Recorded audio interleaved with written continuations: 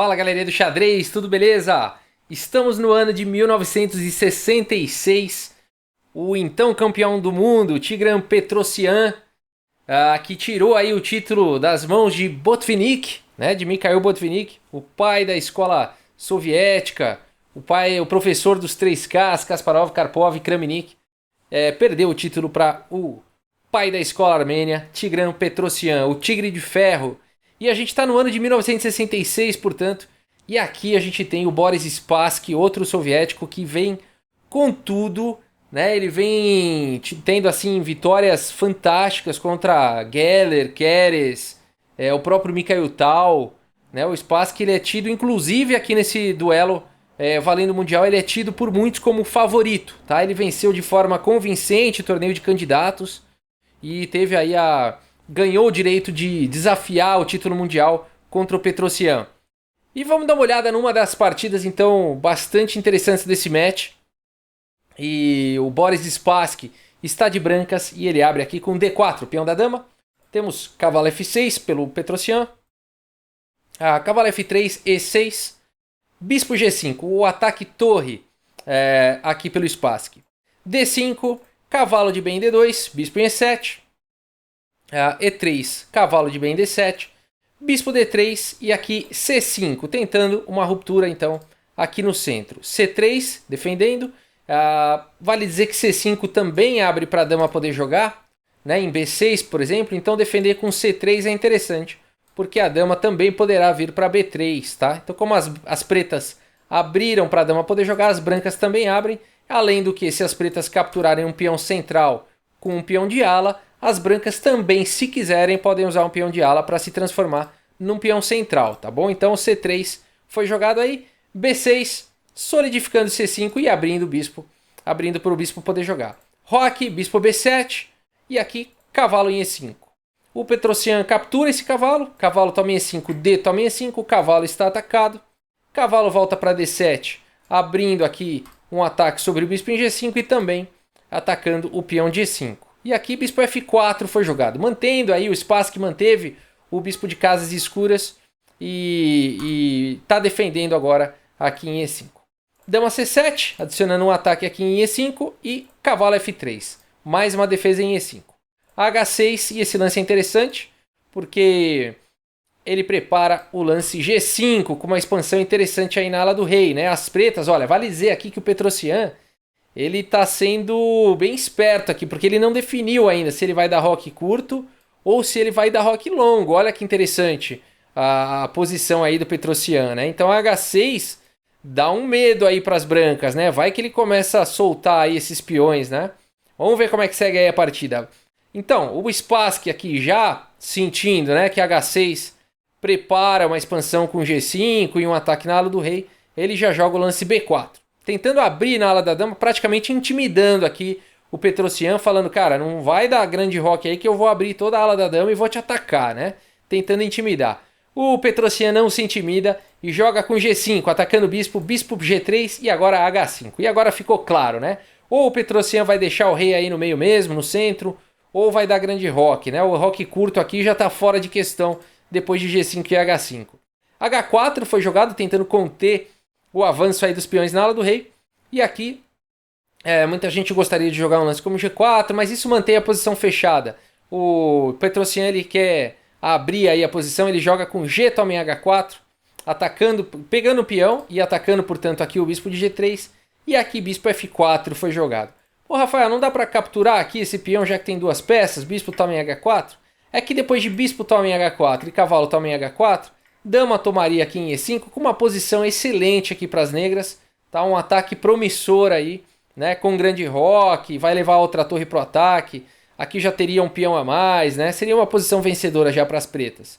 Então por isso que depois de G toma em H4, o lance jogado foi bispo em F4, mantendo a defesa aqui em H5. E agora as pretas têm esses peões dobrados, talvez não seja tão crítico quanto a continuação que existiria com o bispo toma em H4.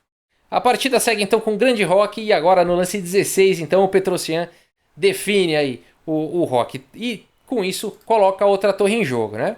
A4 foi jogado, não resta mais nada ao Spassky a não ser atacar na ala da dama, que é onde está o rei.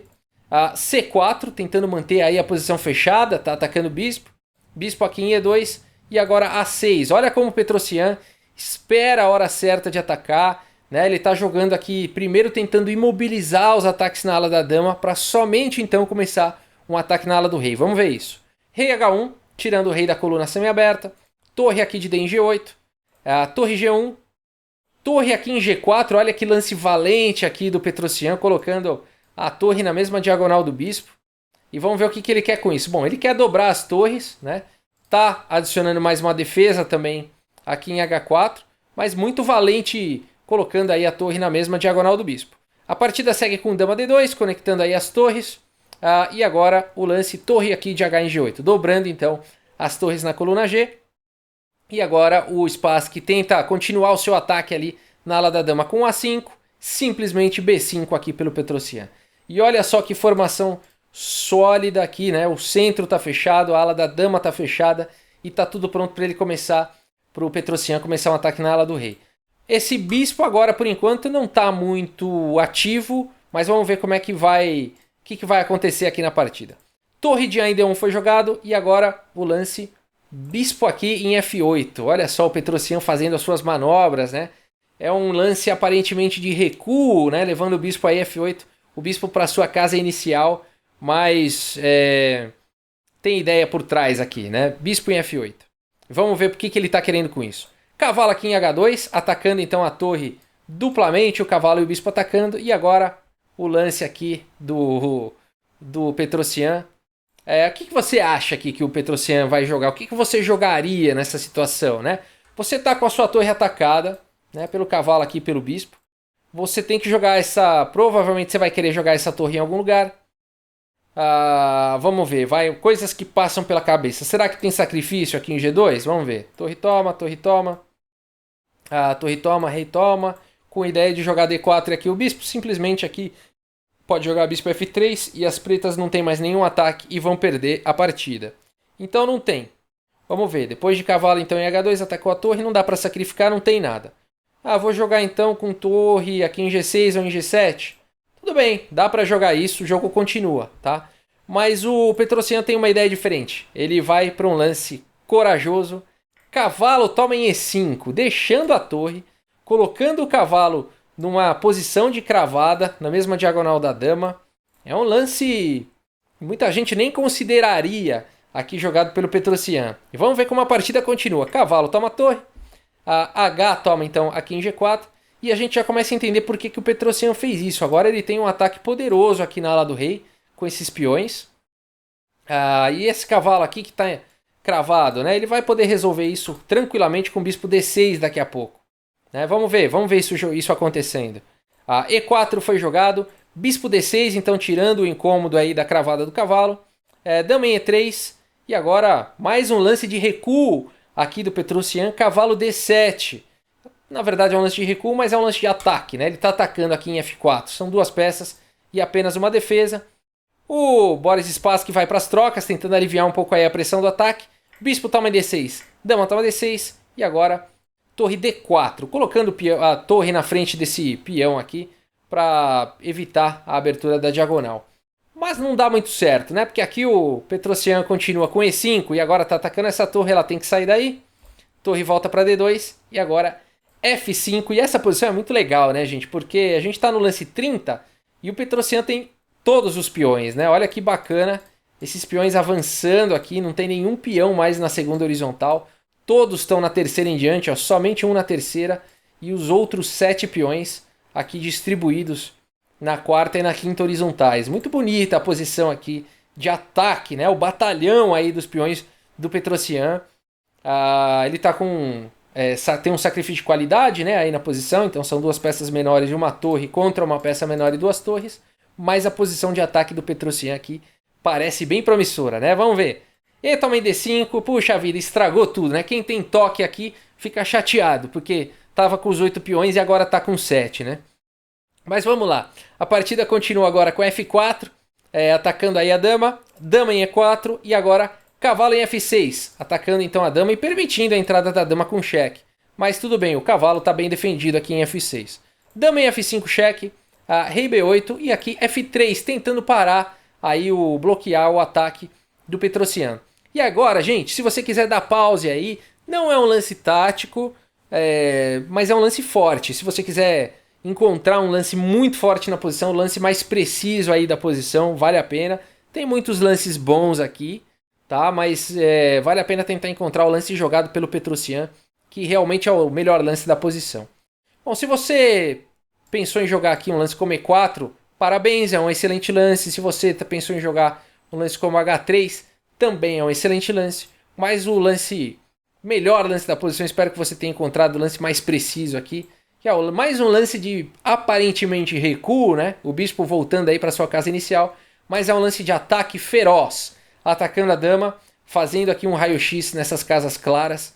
É um lance feroz, com um tempo sobre a dama. A dama volta para B1 e agora G3, e olha só que perigo, né? Preparando aqui o avanço de H3, muito bem ancorado aqui pelo bispo de C8.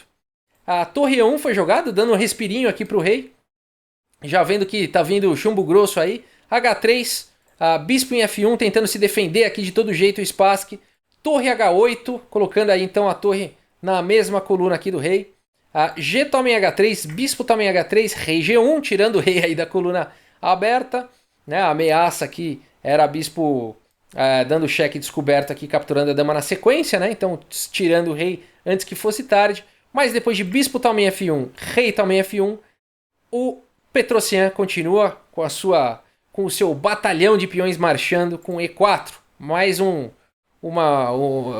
peão marchando aí. Dama D1 e agora um bonito lance aqui. Bom, gente, aqui na posição, essa posição é muito boa já pro Petrosian, tá? Já é uma posição vencedora. Um lance como Dama D7, por exemplo, mirando H3 já é um lance arrematador. Tá bom? Lances aqui como Dama E5 também é um lance muito forte. Tá pressionando aqui. Dama E7 também, com ideias de vir para a coluna H. São todos lances muito fortes, mas não tão bonitos talvez. Talvez mais fortes ainda do que o lance jogado pelo Petrosian. Mas o Petrosian joga de forma muito bonita aqui com o cavalo G4, levando mais uma peça aí para o ataque. E depois de F toma em G4. É uma posição muito legal, porque o Petrosian está com uma torre a menos, né? No entanto, a gente vê a força aqui desses peões aqui. Eles valem tranquilamente mais do que duas damas juntas, talvez. F3 foi jogado. E nessa posição é muito difícil de encontrar um lance de brancas. Na verdade não tem, já existe sequência de mate forçado aqui. Mas o que está acontecendo? O Petrosian está ameaçando. Torre H1 seria checkmate, né? Olha esses peões fazendo uma barreira aqui, né? Contra um muro realmente contra o rei do Spassky. E não tem o que fazer, né? Como é que você vai prevenir aqui? Como é que você vai evitar a torre H1 dando checkmate? Não dá, né? Vou jogar rei aqui em G1, não adianta. Vem dama H6 ameaçando dama H1 com checkmate. Né? Você não tem mais como evitar isso. Né? Aqui o máximo que você vai fazer é aquelas baixarias de postergar. Dama toma aqui, né? Depois torre aqui. Enfim, você vai só postergar. Aqui é a sequência de checkmate forçada. Mas o Spassky ainda encontrou um lance aqui. Ele jogou o lance torre aqui em G2. Devolvendo, então, na expectativa de devolver material e tentar levar para um final. Mas depois de F toma em G2 cheque, o Spassky abandonou. Ele já viu que não dava mais. Realmente a sequência aqui ela é de vitória. Tá? Então, para as pretas, tem mate forçado aqui. Por exemplo, vamos ver, vai só para ilustrar. Rei toma G2, torre H2 cheque. Rei G1, dama H6. Ameaçando torre G2. E depois de torre E4, torre G2, então cheque. E aí não dá para o rei não capturar essa torre. Se ele for para F1, dama H1 é checkmate. Então o rei toma a torre. E depois de dama H2, tanto faz se o rei vai para F1 ou para F3, porque dama F2 entregaria checkmate. Tá? Essa seria uma possível sequência, mas só para ilustrar aí que depois de F toma em G2 com cheque, realmente a posição é completamente vencedora aí para o Petrosian. Muito legal, né, gente, essa partida. Muito legal. Esse match é sensacional. Vale dizer que o Spassky é um jogador de altíssimo nível, é tido como um dos preferidos para muito jogador de xadrez. Tem gente que prefere o Spassky a outros grandes jogadores.